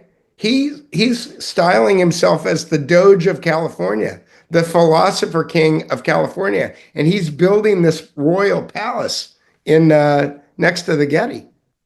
That's Um, yeah. Oh, there's a sophisticated blueprint that they're operating on here, but yeah, like they say that the Beijing office was set up in 20 December 2018, and they're utilizing a language, and yeah, like you said, Venice, LA, Beijing. They're yeah, here using it is. they're using a language promoting Tianxia, the Confucian principle of the mandate of heaven, which is a really good idea. I've read a lot of Confucius. It's a beautiful idea, but they're trying to co-opt all of these like traditional Christian, Platonic, Confucian values and ideas, and then just make it their own in some weird, messed up perversion. But yeah, very, very Well, sophisticated. and this is something that I published something on my Substack this morning that I use GPT to do. I know you criticize me sometimes for GPT, but I did it. It has And its place. I'm not intrinsically against it 100%. It you has know its what? I place. wanted to post something, and my office is gone, so I did what I Uh, could. yeah. Anyway, somebody on my Twitter feed said, "Oh, I get it. California is Caliopolis. What's Gallipolis? It's the shining city on the hill in Plato's Republic." He Oh, oh. Well, and and after I was using GPT said Kali is also the god of destruction from Hindu, Ali, yeah. and Is it? Mm-hmm. and Hmm. the patron goddess uh, of California is Pallas Athena, who represents the perfection of beauty, holding a sword, a helmet, and a shield. Yeah. Yeah. So anyway, I digress. No, that's a good digression. I mean, like I guess part of the thing with these symbols is that there's always a battle over like who's going to infuse the meaning into the symbol, and is Yeah. it going to mean like something authentic, or is it going to be a tool of of an esoteric order just trying to like impose something onto us? But the thing with California too, to keep in mind is that that's also where Blavatsky had foretold of the coming of the sixth root race that would emerge out of the last of the fifth root races, right? That were spawned by the Atlantean, blah blah blah. Like she's got a whole made up cosmology. Um, and yeah, like California was the place where they set up the Crotona Lodge, all of these other theosophical lodges to prepare the groundwork for the new transhuman sixth root race species that would come from this Teutonic order or bloodline, um, which I couldn't help but notice that Berggruen also, has a certain Nordic Teutonic, probably like heritage that persuaded him as a useful idiot that he's Well, yeah. the you know Yeah. I mean, I was talking to a friend of mine yesterday. This is pure supposition, okay? yeah, But there's pictures of him. I didn't have time to put him in the PowerPoint with Naomi Campbell and Claudia Schiffer. okay, And he kind of seems gay to me. He's like one of these guys who like he's got two kids from in vitro. oh yeah, yeah, Okay. And yeah, I'm thinking, was he shopping eggs?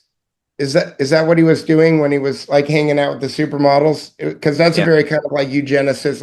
I'm a gay eugenicist billionaire, but I want to have kids, so I need to have like the best genetic material to work with. So I'm going to go, you know, scrape some eggs from Claudia Schiffer or scrape some eggs from some yeah, other supermodel. yeah. Like, and he's friends. I think he's friends with Epstein too. I think there's a Oh, and direct connection. Epstein was obsessed with repopulating the world with his higher gene stock, right? Like all these guys are Anyway, like but this. along that, I want to play one video for you here. Yeah. Um, he's got these, when I say these Stuart Smalley things, these are like these little aphorisms where he's talking, he's trying to be like Confucius or, some kind of, uh, uh, let me, Science and technology. okay, so let me, He kind of speaks softly, so I'm going to turn on. Okay, closed captions are on, and here we go. Science and technology are the new God. Yet, are they emotional enough? Are they spiritual for us humans who seek to understand what isn't visible, what isn't explainable? Technologies, science, ideas in general are exciting and open our eyes to the wonders of the universe. Yes. I'm sorry. Yeah, that was the most mechanistic, robotic way of describing how exciting and how transcendental and beautiful these ideas are that connect us to the universe. Like, So I know if he wants me to believe him that he's not a robot, he's not doing a good job of it. well, again, I kind of look at everything through these linguistic glasses now, and I'm just thinking cause effect, complex equivalency, presupposition, cause effect, complex equivalency, presupposition. It's like it's such a great shortcut for being able to kind of discern bullshit. I know you talk about axioms all the time. Axioms most axioms have the same cause effect complex equivalency pattern. And teaching myself how to recognize the patterns saves me so much time because I look at that stuff and I just go, oh, it's nonsense. Yeah, great. Rigorous as science and technology are meant to be. Again, nominalizations, science and technology are things, they're not processes. What fascinates us. God is a physical thing. Yeah. Parts that are undiscovered, mysterious, and will always be. When gods gave us certainty, science and technology point to the uncertainties. Is that exciting? Is that destabilizing? Is that enough for us to satisfy our spiritual needs?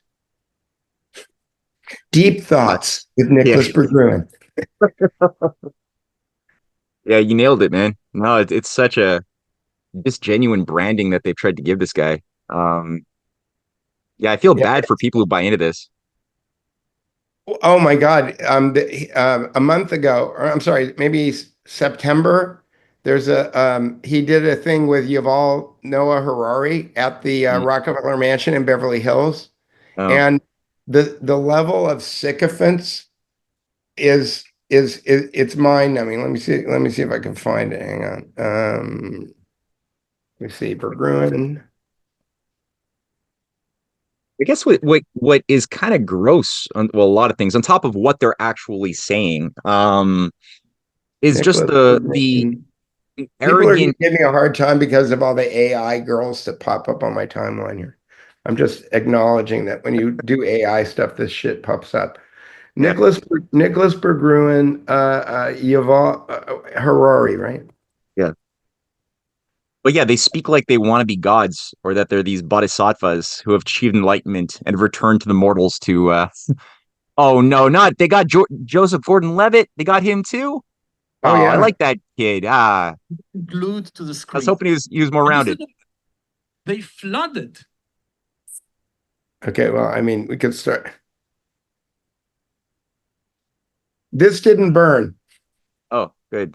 This is William Randolph Hearst's mansion that Nicholas Berggruen, the homeless billionaire, he claims that he doesn't own it. His Fondi, his foundation owns it, but I'm sure he's got a suite. Sure. Sure. I can't hear anything right now though, because I don't think you did the share sound option. Oh, Probably have to unshare and then reshare with sound. It's okay. Unshare. Yeah. Stop sharing. And as soon as you hit share screen, the option will be there somewhere to say share sound as well, and you click that on. Right, here we go. I gotta go find it. I think this is it. And share sound. Yeah, click. Thank you for that. Sure. I learned something. Okay. And now it's asking me, no, I don't want keynote. I'm sorry. That's Okay, I can see it. We can see it. okay, but tell me if you can hear it. Let me see. Okay, I'll take it. Yes. Yes, I can. Hello, hello, hello.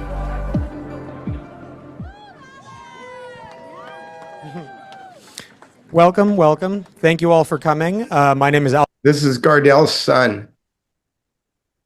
So his son's name is Alex. George Soros's son, his name is Alex. Nathan Gardels' son, his name is Alex. And he's the media producer guy. He's the guy who produces all of these, deep thought videos and stuff. Oh. Alex Gardels. Studio B. I'm the Okay. director of Studio B. And I see Studio B, and I wonder about what Courtney talks about, Plan B. Cynthia wrote about game. Yes. It's like, I was thinking the same thing. Yeah, Cynthia and Courtney both have been really hammering at Game B. I was thinking the same thing. Is there a connection? Probably, but yeah, that I'm sure those two girls could figure it out pretty fast. yeah, indeed. Tonight we have a wonderful program for you. And I'm going to hand it off to my lovely colleague, Natalia Ramos, to give a slight introduction. Thank you. Hi, everyone. So at the Berggruen Institute, we like to say that nothing is more powerful than an idea whose time has come. But we also believe that in order to have real impact, that idea needs a story. So, again, the opposition, nothing. If the time has come for the story, I mean, if the time has come for the idea, does the idea really need that much of a story? You know what I mean? Yeah, right. It's kind of like It's a little forced. Yeah. And so that's why we started Studio B, to bring together the thinkers, the scientists, the philosophers, the technologists, with the greatest storytellers of our time. Because at this moment of planetary scale transformation, getting the story right is more important than ever. So thank you all for being here. And I'm now going to pass it over to our founder, Nicholas. Good evening. I'm Nicholas Berggruen, Berggruen Institute. Thank you for being here tonight. Thank you, Natalia. Thank you, Alec. Thank you, Studio B. Thank you, everyone at the Berggruen Institute. And most importantly, thank you, Joseph Gordon-Levitt and Yuval Harari.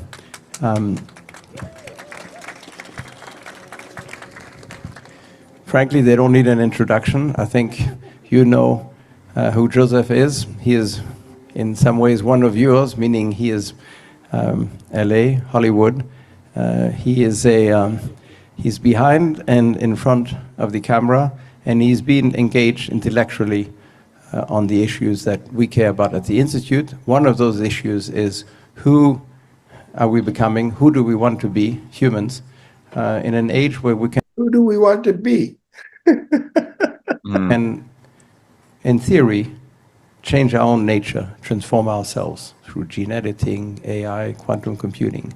And no one has maybe put this into perspective like Yuval Harari. And Yuval wrote a new book, Nexus, which is powerful and, frankly, incredibly timely, because his Two things that you could say about a book you haven't read. vision, I think, has been that we've created our lives, our civilizations from narratives. And we humans have really driven those narratives. But now with AI, it could be that the narrative is driven beyond us, even though in theory it came from us. So we could lose control if we ever had it, but we could really lose the narrative that we are potentially unleashing. So let's hear about it tonight, and thank you again. I just want to point out that within the frame that I'm looking at all of this stuff through now, which is epistemological warfare, that he is right, that it's the stories that we get told about things that wind up framing our reality. And, what's his name? Klaus Schwab wrote that terrible narrative book, right? But, Great narrative.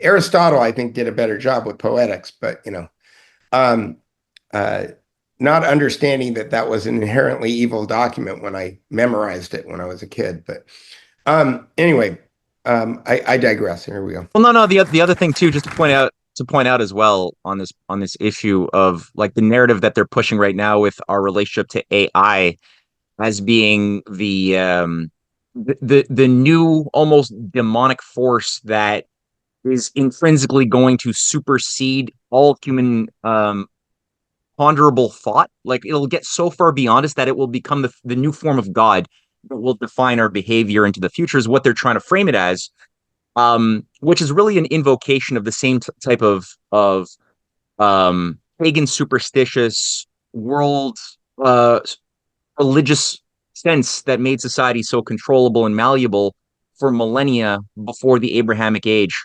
of monotheistic faiths, and just the idea of society being able to realize that there are oligarchical sociopaths running us, but those sociopaths would try to create this unbridgeable wall of narrative that it was actually these immortal gods that they were perhaps even parts of that are so far beyond our limited mortal capacities that we shouldn't even bother questioning the motives of the gods and simply adapt unquestioningly to the dynamics of making wars or whatever that the gods demand for us and for our kids.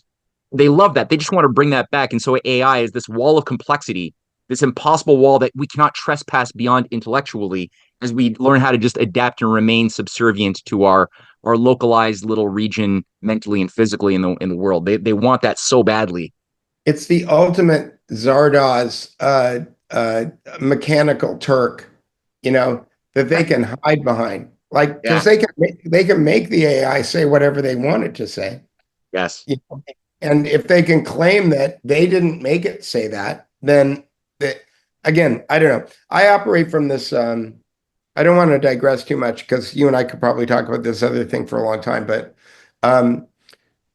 in doing my linguistic research, I came across this book written by E. Michael Jones called Logos Rising.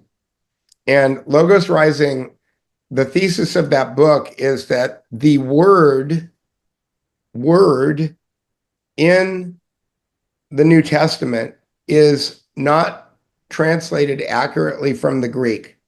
And I can only guess that there's an epistemological warfare reason for that. But John 1:1 doesn't say in the beginning was the word. It says in the beginning was the logos. And if you look up the 5 pages of definitions of the word logos on the Little Heart Greek lexicon, then you understand that what logos means is not word. It means everything that you can do with a word. Yeah. And so in the beginning was the word, it doesn't mean in the beginning of the word. John 1:1 translated with a full lexical understanding of Greek means in the beginning was critical thinking and our ability to communicate.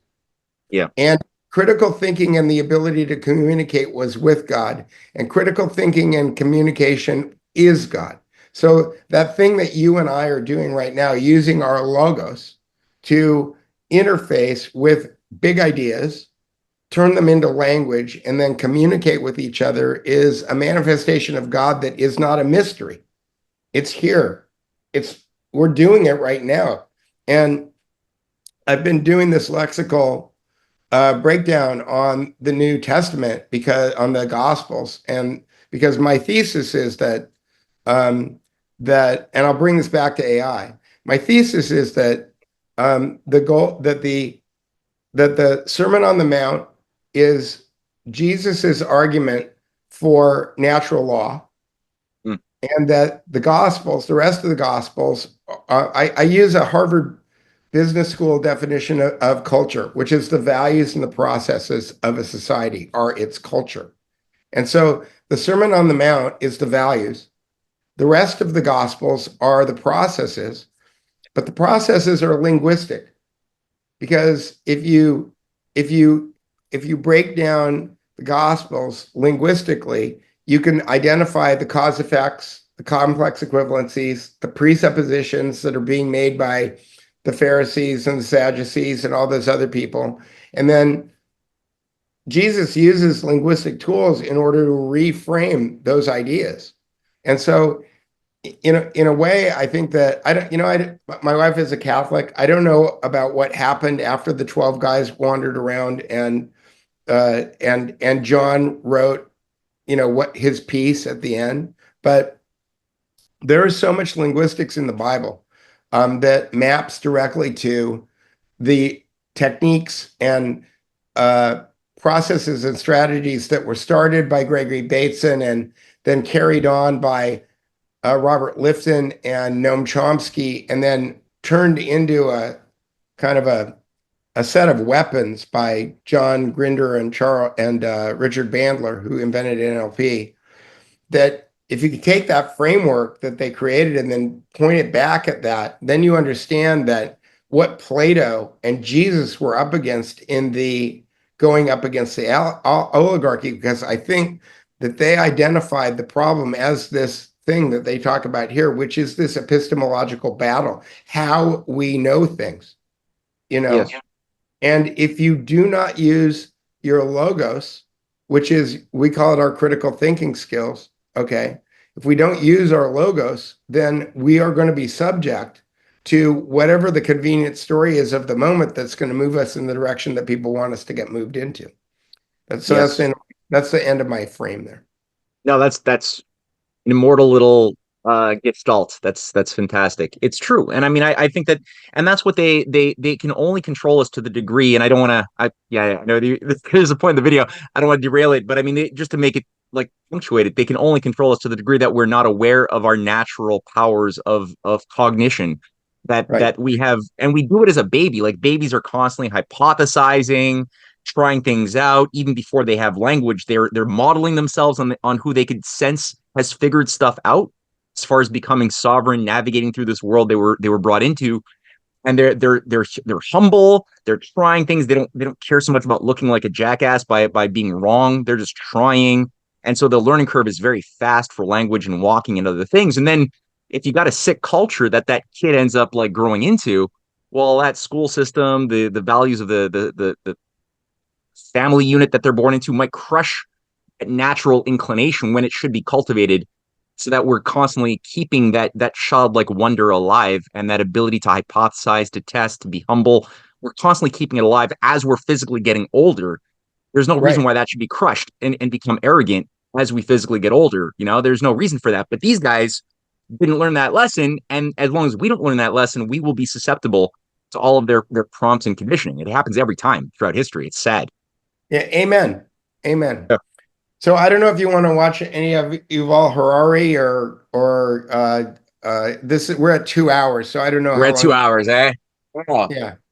Well, we can do this again though. Yeah, you know what? This is pleasurable. We should have been doing this more often anyway. So yeah, let's make a point to try to put this back on our agenda a little bit more regularly. So yeah, we'll round it out at this 2 hour thing here. Because I think that the essentials why people are sat down to watch this video anyway was to get a fundamental sense, to own the reasons why what they're being told is bunk, that they shouldn't believe it, and that a better, more rational reason tied to this metadata as well as the mechanics of some of what you brought to the surface are available for their minds to understand and communicate, which is key in all of this. And then we'll continue this philosophical thread pulling in a future episode of the Canadian Patriot Podcast. So thank you, Peter, so much. Tell people watching, since I know you and your wife are currently in an Airbnb or motel, you get a lot on your plate right now. How can people follow your work? How can they maybe help you, buy you a coffee or support you financially? I think that could probably assist, go a long way. Yeah. And people have been very helpful. I mean, we've gotten a ton of support, and it's hard. It touches my heart, like the number of people who have come out of the blue to help us, and we need help because like we lost everything that we own fit in the car. So we're in Newport Beach right now, which is kind of a Tony neighborhood. We're directly across the channel from Palmer Lucky's house on which I've been to twice. A whole other lifetime story. But it's very nice here, but it's a marina and we're surrounded by water and boats, and that's great. We could fit everything that we own in a boat. which is part of the reason why we've been going to marinas, because it's like we're toying around with the idea of like, do we want to go live on a boat? I don't know. We could. I'm not sold on the idea yet. I've lived on boats, not for more than 2 weeks at a time, but so I kind of know what it's like. My wife needs to figure that out.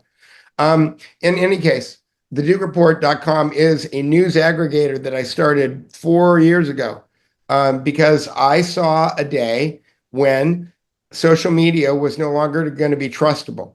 And so what I did is I built a news aggregator that pulls in RSS feeds from discrete sources. So we pull in Canadian Patriot Press and James Corbett and Courtney Turner and everybody else into one webpage that you can go to. So if you want to know what's going on that day in the news and you're trying to find out from journalists that do evidence-based journalism, then the Duke Report is a nexus for that. And I created that, and that's there. If you click on the Substack button, you can go to the articles that I publish.